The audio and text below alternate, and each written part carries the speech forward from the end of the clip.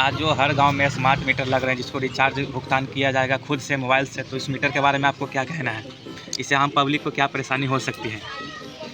देखिए, आम पब्लिक से यही परेशानी सुन रहे हैं, इसमें रिचार्ज का दाम बढ़ के आ रहा है। ये जो पहले जो मीटर लगा था उसमें रिचार्ज में महीना 200-300 आता था, इसमें हफ्ता में 300-400 रुपये लग जा रहा है और ज़्यादा ही लग जाता है, क्योंकि इसमें पर यूनिट का चार्ज है 7 रुपया, उसमें पर यूनिट का चार्ज 3.5 रुपया है।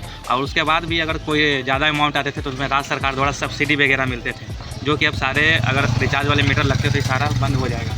इससे आम पब्लिक का परेशानी बढ़ सकता है। तो क्या पब्लिक को इस पर क्या राय लेना चाहिए? अगर कोई गांव में आए स्मार्ट मीटर लगाने के लिए तो उन्हें लगाना तो पड़ेगा ही, लेकिन इससे परेशानियां क्या क्या झेल सकते हैं वो बताइए।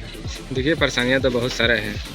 अब ये है कि मान लीजिए मेरे घर स्मार्ट है या नहीं, स्मार्ट मीटर लगा दें। हमारा फास्ट फूड है, कराकट है, उसमें स्मार्ट मीटर की क्या ज़रूरत है? जब हम स्मार्ट मोबाइल ही नहीं चला रहे हैं तो हम रिचार्ज कैसे करेंगे? ऐसे होता था, अपना मीटर रीडिंग करने आता था तो रीडिंग करके चला जाता था, उसको पैसा दिया जाता था। अब मेरे पास स्मार्ट मोबाइल नहीं है तो स्मार्ट मीटर लगाने से क्या फ़ायदा? मतलब आम व्यक्ति गरीबों की परेशानी बढ़ने वाली है। हाँ, एकदम बढ़ने वाली है, इसमें कोई दो राय नहीं है। मतलब गरीब को कुछ डिस्काउंट सरकार की ओर से मिलना चाहिए, जैसे बीपीएल परिवार हैं तो उनके यहाँ मीटर की ज़रूरत ना हो, जो राशन कार्डधारी हैं उस हिसाब से नहीं